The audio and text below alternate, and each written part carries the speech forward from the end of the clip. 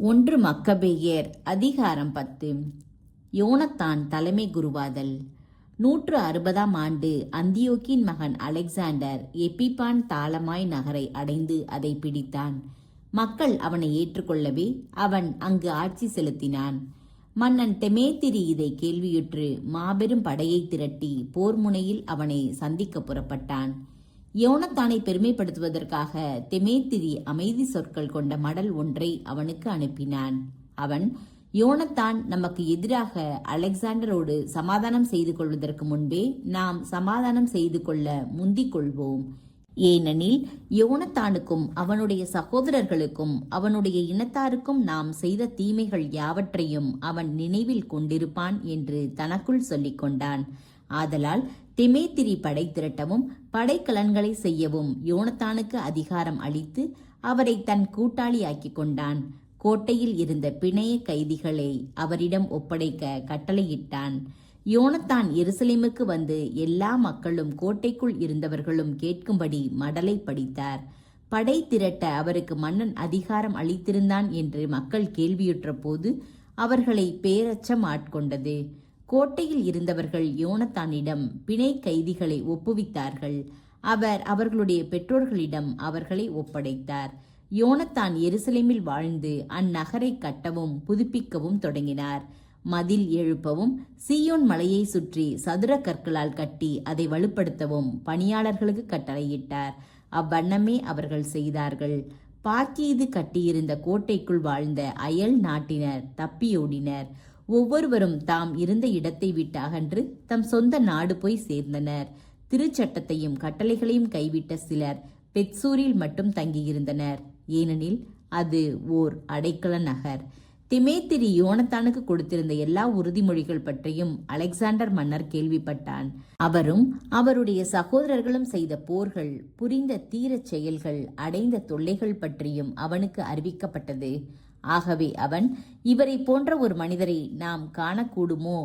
இப்போது அவரை நாம் நம்முடைய நண்பரும் கூட்டாளியுமாக்கிக் கொள்வோம் என்று சொன்னான். அவன் யோனத்தானுக்கு ஒரு மடல் எழுதி அனுப்பினான். அது பின்வருமாறு: அலெக்சாண்டர் மன்னர் தம் சகோதரனாகிய யோனத்தானுக்கு வாழ்த்து கூறி எழுதுவது: நீர் சிறந்த வீரர் என்றும் எம் நண்பராய் இருக்க தகுதியுள்ளவர் என்றும் உம்மை பற்றி நாம் கேள்விப்பட்டுள்ளோம். ஆதலால் இன்று உம்மை இனத்தாருக்கு தலைமை குருவாக ஏற்படுத்துகிறோம். நீர் மன்னருடைய நண்பர் என அழைக்கப்படுவீர். நீர் எங்கள் பக்கம் இருந்து எங்களோடு உங்கள் நட்பை நிலைக்க செய்ய வேண்டும். அவன் மடலோடு அரச உடையையும் பொன்முடியையும் யோனத்தானுக்கு அனுப்பி வைத்தான். 160ஆம் ஆண்டு 7ஆம் மாதம் கூடார திருவிழாவின் போது யோனத்தான் தலைமை குருவுக்குரிய திருவுடைகளை அணிந்து கொண்டார். படை திரட்டினார். படைக்கலன்களை பெருமளவில் தருவித்தார். அலெக்சாண்டருக்கு யோனத்தானின் ஆதரவு. தெமேத்திரி இதை கேள்வியுற்று துயரம் அடைந்தான். அலெக்சாண்டர் தம்மை வலுப்படுத்திக் கொள்ளும் பொருட்டு யூதர்களுடைய நட்பை அடைய முந்திக் கொண்டார். நாம் வாளா விருந்து விட்டோமே, நானும் அவர்களுக்கு ஊக்கமூட்டும் சொற்களை எழுதி அவர்கள் எனக்கு உதவியாக இருக்கும்படி அவர்களுக்கு உயர் பதவிகளையும் அன்பளிப்புகளையும் வழங்குவேன் என்று சொல்லிக் கொண்டான். தெமேத்திரி யூதர்களுக்கு எழுதி அனுப்பிய செய்தி வருமாறு: தெமேத்திரி மன்னன் யூத இனத்தாருக்கு வாழ்த்து கூறி எழுதுவது: நீங்கள் எம்மோடு செய்து கொண்ட ஒப்பந்தங்களை காப்பாற்றி வந்திருக்கிறீர்கள் என்றும் எங்களோடு உள்ள நட்பில் நிலைத்திருக்கிறீர்கள் என்றும் எம்முடைய பகைவர்களோடு நீங்கள் கூட்டு சேரவில்லை என்றும் நாம் கேள்வியுற்று மகிழ்ச்சி அடைகிறோம். தொடர்ந்து எம்மட்டில் பற்றுறுதி கொண்டிருங்கள். நீங்கள் எமக்கு செய்து வரும் யாவற்றுக்கும் கைமாறாக உங்களுக்கு நன்மை செய்வோம். உங்களுக்கு பல வரி விலக்குகளை அளிப்போம். நன்கொடைகள் வழங்குவோம். திரை, உப்பு வரி, அரசருக்குரிய சிறப்பு வரி ஆகியவற்றினின்று இப்போது யூத மக்கள் எல்லாரையும் விடுவித்து அவர்களுக்கு விலக்குரிமை அளிக்கிறேன். உங்கள் தானியத்தில் 1/3 பகுதியும் மரங்களின் கனிகளில் பாதியையும் முறைப்படி எனக்கு சேர வேண்டும். ஆனால் இன்று முதல் இந்த உரிமையை விட்டுக் கொடுக்கிறேன். யூதேயா நாட்டிலிருந்தும் சமாரியா கலிலேயாவில் இருந்து பிரிந்து யூதாவோடு இணைத்த 3 மாவட்டங்களில் இருந்தும் இன்று முதல் எக்காலமும் இவற்றை தண்டல் செய்ய மாட்டேன். எருசலேமும் அதன் எல்லைகளும் தூய்மையானவையாகவும் இருக்கும். 10 1 பங்கு சுங்கவரி ஆகியவற்றினின்று விலக்கு உடையனவாகவும் இருக்கும். எருசலேமில் உள்ள கோட்டையின் மீது எனக்கு இருக்கும் அதிகாரத்தை விட்டுக் கொடுக்கிறேன். அதை காப்பதற்காக தலைமை குரு தேர்ந்து கொள்ளும் மனிதரை நியமித்துக் கொள்ள அவருக்கு அதிகாரம் அளிக்கிறேன்.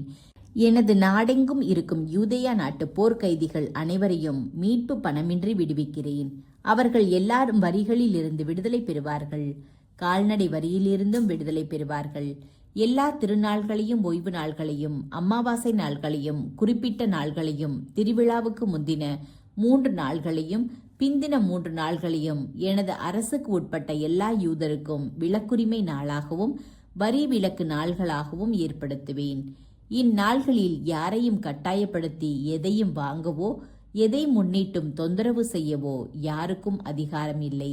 யூதருள் 30,000 பேர் மன்னரின் படைகளில் சேர்த்து கொள்ளப்படுவர். மன்னரின் படை வீரர்கள் எல்லாருக்கும் கொடுக்கப்படுவது போல் இவர்களுக்கும் ஊதியம் வழங்கப்படும். இவர்களுள் சிலர் மன்னருடைய பெரிய கோட்டைகளில் நியமிக்கப்படுவர். வேறு சிலர் அரசின் நம்பிக்கைக்குரிய பணிகளில் அமர்த்தப்படுவர். யூதேயா நாட்டு மக்களுக்கு மன்னர் அறிவித்துள்ள சலுகைகளுக்கு ஏற்ப இவர்களின் அதிகாரிகளும் தலைவர்களும் இவர்களிடமிருந்தே எழுவார்களாக. இவர்கள் தங்கள் சட்டங்களின்படி நடப்பார்களாக. சமாரியாவிலிருந்து பிரித்து யூதேயாவோடு இணைத்த 3 மாவட்டங்களும் யூதேயாவின் ஒரு பகுதியாகி ஒரே தலைவரின் கீழ் இருக்கட்டும். இவை தலைமை குருவுக்கே அன்றி வேறு எவருக்கும் பணிய வேண்டியதில்லை. எருசலேமில் உள்ள திரு உறைவிட செலவுக்காக தாளமாய் நகரையும் அதை சேர்ந்த நிலத்தையும் திரு உறைவிடத்திற்கு நன்கொடையாக கொடுத்துள்ளேன். மேலும் குறிப்பிட்ட இடங்களிலிருந்து கிடைக்கும் அரச வருவாயில் 170 கிலோ வெள்ளியை ஆண்டுதோறும் கொடுப்பேன். தொடக்க காலத்தில் அரசு அலுவலர்கள் கொடுத்து வந்த, பின்னர் கொடாது விட்ட கூடுதல் நிதியை இனிமேல் கோவில் திருப்பணிக்கு கொடுக்கும்படி செய்வேன். மேலும் திரு உறைவிட திருப்பணி வருமானத்திலிருந்து இதுவரை என் அதிகாரிகள் ஆண்டுதோறும் பெற்று வந்த ஏறத்தாழ 60 கிலோ வெள்ளியை அவர்கள் இனி பெறமாட்டார்கள். இத்தொகை அங்கு திருப்பணி புரிந்து வரும் குருக்களை சேரும். ஒருவர் மன்னருக்காவது வேறு யாருக்காவது கடன்பட்டிருந்தால் அவர் எருசலேமில் உள்ள கோவிலிலோ அதன் எல்லைகளிலோ தஞ்சம் புகுந்தால் அவர் விடுதலை பெறுவார். என் அரசில் அவருக்கு உள்ள உடைமை எதுவும் பறிமுதல் செய்யப்பட மாட்டாது. திரு உறைவிட வேலைப்பாடுகளை பழுது பார்த்து புதுப்பிப்பதற்கு ஏற்படும் செலவு அரசு வருவாயிலிருந்து கொடுக்கப்படும். அதே போன்று எருசலேம் மதில்களை கட்டுவதற்கும் அதை சுற்றிலும் வலுப்படுத்துவதற்கும் யூதேயாவில் மதில்களை எழுப்புவதற்கும் ஆகும் செலவும் அரச வருவாயிலிருந்து கொடுக்கப்படும். யோனத்தானும் மக்களும் மேற்குறித்த சொற்களை கேட்டபோது அவற்றை நம்பவில்லை, ஏற்றுக்கொள்ளவும் இல்லை. ஏனென்றால் தெமேத்திரி இஸ்ரேலுக்கு பெரும் தீங்கு செய்திருந்ததையும் அவர்கள் நினைவு கூர்ந்தார்கள். அலெக்சாண்டரே முதலில் அமைதி சொற்களை அவர்களிடம் பேசியிருந்ததால் அவர்கள் அவன் சார்பாய் இருக்கும்படி முடிவு செய்தார்கள். எப்போதும் அவனுடைய கூட்டாளிகளாய் இருந்தார்கள். அலெக்சாண்டர் மன்னர் பெரும் படையை திரட்டி தெமேத்திரியை எதிர்த்து பாசறை அமைத்தான். 2 மன்னர்களும் போர் தொடுத்தார்கள். தெமேத்திரியின் படை தப்பியோடியது. அலெக்சாண்டர் அதை துரத்தி சென்று முறியடித்தான். கதிரவன் மறையும் வரை கடுமையாக போர் புரிந்தான். தெமேத்திரி அன்று மடிந்தான். அலெக்சாண்டர் எகிப்தின் மன்னன் தாலமிக்கு தூதர்களை வழியாக சொல்லி அனுப்பிய செய்தி பின்வருமாறு: நான் என் நாட்டுக்கு திரும்பிவிட்டேன். என் மூதாதையரின் அரியணையில் அமர்ந்துள்ளேன். ஆட்சியை நிலைநாட்டியுள்ளேன். தெமேத்திரியை தோற்கடித்தேன்.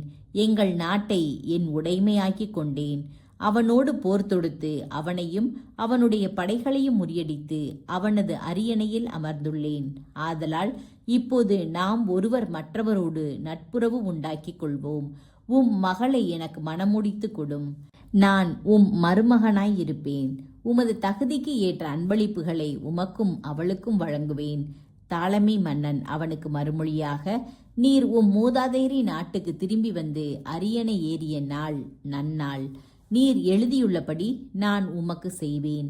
நாம் ஒருவரோடு ஒருவர் பார்த்து பேசும்படி நீர் தாளமாய் நகருக்கு வாரும். நீர் கேட்டபடி நான் உமக்கு மாமனார் ஆவேன் என்று சொல்லி அனுப்பினான். ஆதலால் தாலமியும் அவனுடைய மகள் கிளியோபத்ராவும் எகிப்தை விட்டு புறப்பட்டு 162ஆம் ஆண்டு தாலமாய்க்கு சென்றார்கள். அலெக்சாண்டர் மன்னன் அவனை சந்தித்தான். தாலமி தன் மகள் கிளியோபத்ராவை அலெக்சாண்டருக்கு மணமுடித்து கொடுத்தான். மன்னர்களின் வழக்கப்படி தாலமாயில் அவளுடைய மன வாழ்வை சீரும் சிறப்புமாக கொண்டாடினான். அலெக்சாண்டர் மன்னன் தன்னை வந்து சந்திக்கும்படி யோனத்தானுக்கு எழுதினான். அவரும் சீர் சிறப்புடன் தாலமாய்க்கு வந்து இரு மன்னர்களையும் சந்தித்தார். அவர்களுக்கும் அவர்களுடைய நண்பர்களுக்கும் பொன் வெள்ளியோடு பல அன்பளிப்புகளும் கொடுத்தார். அவர்களது நல்லெண்ணத்தை பெற்றார். இஸ்ரேலிலிருந்து வந்திருந்த நச்சு பேர் வழிகளும் நெறி கெட்டவர்களும் ஒன்று சேர்ந்து யோனத்தான் மீது குற்றம் சாட்டினார்கள். ஆனால் மன்னன் அவர்களுக்கு செவிசாய்க்கவில்லை. மாறாக யோனத்தானின் எளிய உடையை களைந்துவிட்டு அவருக்கு அரச உடை அணிவிக்கும்படி மன்னன் கட்டளையிட்டான். அவர்களும் அவ்வாறே செய்தார்கள். மன்னன் அவரை தன் அருகில் அமரும்படி செய்தான். நீங்கள் இவருடன் நகரின் நடுவே சென்று இவர் மீது எவனும் எக்காரியத்திலும் குற்றம் சாட்டக்கூடாது என்றும் எக்காரணத்தை முன்னிட்டும் இவருக்கு தொல்லை கொடுக்கக்கூடாது என்றும் அறிவியுங்கள் என்று தன் அலுவலர்களிடம் கூறினான். அறிவித்தபடி யோனத்தானுக்கு அரச மரியாதை அளிக்கப்பட்டதையும் அவர் அரச உடை அணிந்திருப்பதையும் குற்றம் சாட்டியவர்கள் எல்லாரும் கண்டபோது தப்பியோடி விட்டார்கள். இவ்வாறு மன்னன் அவரை பெருமைப்படுத்தி தம் முக்கிய நண்பர்களுள் ஒருவராக ஏற்றுக்கொண்டு படை தளபதியாகவும் ஆளுநராகவும் ஏற்படுத்தினான். அமைதியோடும் அக்களிப்போடும் யோனத்தான் எருசலேம் திரும்பினார். யோனத்தானின் வெற்றி. தெமேத்திரியின் மகன் தெமேத்திரி 165ஆம் ஆண்டு கிரேத்து நாட்டினின்று தன் மூதாதையருடைய நாட்டிற்கு வந்தான். அலெக்சாண்டர் மன்னன் இதை பற்றி கேள்விப்பட்டு பெரிதும் வருத்தமுற்று அந்தியோக்கி நகருக்கு திரும்பினான். குலோசிரியாவின் ஆளுநராக அப்பெல்லோனை தெமேத்திரி நியமித்தான். அவன் பெரும் படை திரட்டி யாம்னியாவுக்கு எதிரே பாசறை அமைத்தான். பிறகு தலைமை குருவாகிய யோனத்தானுக்கு சொல்லி அனுப்பிய செய்தி பின்வருமாறு: நீர் மட்டுமே எங்களை எதிர்த்தெழுகிறீர். உம்மால் நான் ஏளனத்துக்கும் பழி சொல்லுக்கும் உள்ளாகிறேன். மலைகளில் எங்களுக்கு எதிராய் நீர் அதிகாரம் செலுத்துவது ஏன்? உம் படை மீது உமக்கு நம்பிக்கை இருந்தால் எங்களிடம் சமவெளியில் இறங்கி வாரும். நம்மில் வலிமை மிக்கவர் யார் என அங்கு தெரிந்து கொள்ளலாம். ஏனெனில் நகரங்களின் படை என் பக்கம் உள்ளது. நான் யார் என்றும் எங்களுடன் உதவிக்கு வந்துள்ளவர்கள் யார் என்றும் கேட்டு தெரிந்து கொள்ளும். எங்களை எதிர்த்து நிற்க உம்மால் முடியாது என மக்கள் சொல்வார்கள். ஏனெனில் உம் மூதாதையர் தங்கள் சொந்த நாட்டிலேயே இருமுறை முறியடிக்கப்பட்டார்கள். ஓடி மறைந்து கொள்ள பாறையோ கல்லோ இடமோ இல்லாத அந்த சமவெளியில் என்னுடைய குதிரைப்படையையும் இத்துணை பெரிய காலால் படையையும் உம்மால் எதிர்த்து நிற்க முடியாது. அப்பல்லோனின் சொற்களை கேட்ட யோனத்தான் சீற்றமுற்றார். 10,000 பேரை தேர்ந்து கொண்டு எருசலேமை விட்டு புறப்பட்டார். அவருடைய சகோதரரான சீமோன் அவருக்கு உதவி செய்யும் பொருட்டு அவரோடு சேர்ந்து கொண்டார். யாப்பாவுக்கு எதிரே யோனத்தான் பாசறை அமைத்தார். யாப்பாவில் அப்பெல்லோனின் காவற்படை இருந்ததால் மக்கள் யோனத்தானை நகருக்குள் விடாது அதன் வாயில்களை மூடிக்கொண்டார்கள். ஆகையால் அவர் நகரை தாக்கினார். நகரில் இருந்தவர்கள் அஞ்சி வாயிலை திறக்கவே யாப்பா நகரை யோனத்தான் கைப்பற்றினார்.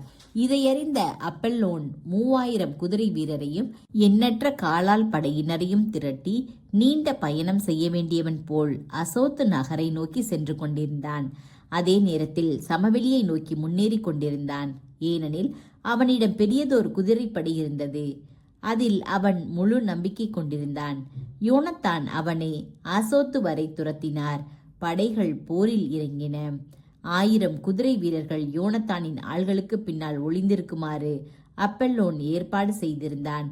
பதுங்கி பாய்வோர் தமக்கு பின்னால் இருக்கிறார்கள் என்று யோனத்தான் அறிந்தார். ஏனென்றால் அவர் அப்பெல்லோனின் படையை சுற்றி வளைத்து கொண்டு காலை முதல் மாலை வரை அவருடைய ஆள்கள் மீது அம்புகள் எய்து கொண்டிருந்தார்கள். யோனத்தான் கட்டளையிட்டபடி அவருடைய ஆள்கள் உறுதியோடு நின்றார்கள். ஆனால் எதிரிகளின் குதிரைகள் சோர்ந்து போயின. குதிரை வீரர்கள் களைத்து போயிருந்ததால் சீமோன் தம் படையை நடத்தி சென்று பகைவரின் காலாள்களை எதிர்த்து போரிட்டு முறியடிக்கவே அவர்கள் தப்பியோடினார்கள். சமவெளி எங்கும் சிதறி போயிருந்த குதிரை வீரர்கள் அசோத் நகருக்கு தப்பியோடி தங்களை காப்பாற்றிக் கொள்ள தங்களுடைய தெய்வத்தின் சிலை இருந்த பெத்தகோன் என்னும் கோவிலில் புகுந்து கொண்டார்கள். யோனத்தான் அசோத்தையும் அதை சுற்றிலும் இருந்த நகர்களையும் சூறையாடிய பின் அவற்றை தீக்கிரையாக்கினார். தாகோன் கோவிலையும் அதில் அடைக்கலம் புகுந்திருந்தவர்களையும் நெருப்பால் அழித்தார். வாளுக்கு இரையானவர்களும் தீக்கிரையானவர்களும் 8000 பேர். யோனத்தான் அவ்விடமிருந்து புறப்பட்டு அஸ்கலோனுக்கு எதிரே பாசறை அமைத்தார். அந்நகர மக்கள் சீர் சிறப்புடன் அவரை சந்திக்க வந்தார்கள். யோனத்தான் தம்மோடு இருந்தவர்களுடன் திரளான கொள்ளை பொருள்களோடு எருசலேம் திரும்பினார். அலெக்சாண்டர் இந்நிகழ்ச்சிகளை பற்றி கேள்விப்பட்ட போது யோனத்தானை மேலும் பெருமைப்படுத்தினான். மன்னர்களின் நெருங்கிய உறவினர்களுக்கு கொடுக்கும் வழக்கப்படி அவருக்கு பொன் தோழனி ஒன்று அனுப்பினான். மேலும் எக்ரோனையும் அதை சேர்ந்த இடங்கள் எல்லாவற்றையும் அவருக்கு உரிமை சொத்தாக வழங்கினான்.